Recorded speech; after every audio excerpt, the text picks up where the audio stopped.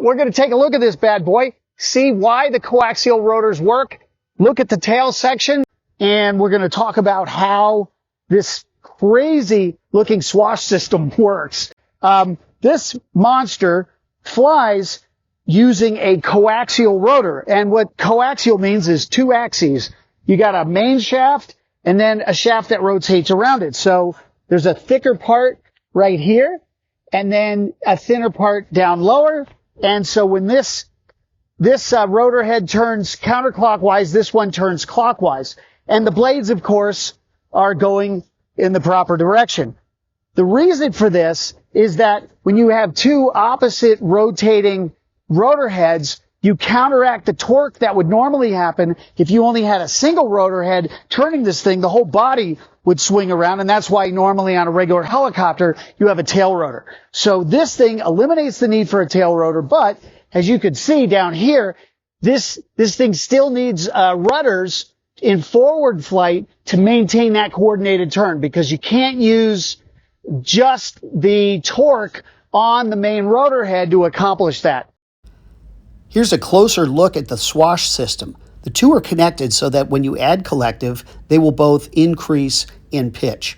If you are doing a pedal turn, one of the rotors will decrease in pitch, the other one will increase, which changes the torque depending on the direction you want to go in. And if you add cyclic, the rotors act independently to add the appropriate cyclic inputs to make your bank. So we're going to take the tail section off of this bad boy, and it's really convenient, right? So there's a little hook, and you just have 4 bolts inside, and one of them is stuck. So I'm turning it right now. And there's a little hook bolt that'll allow you to hang it, and then you just take the tail right off. It's that easy.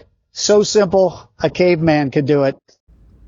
Back in the shop, we could look through the butt end of the KA after the tail is off, and you'll see the main fuel tank.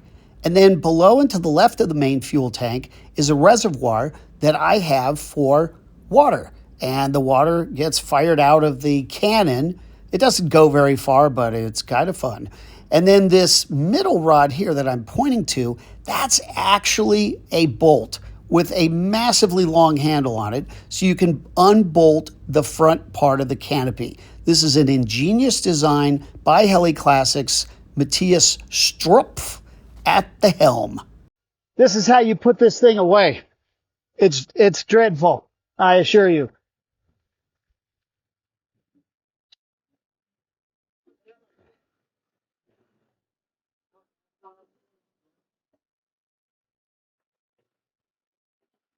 Well, it's actually not that bad.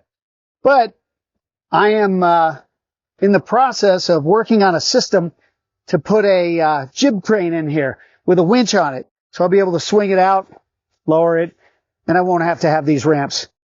That's how it works.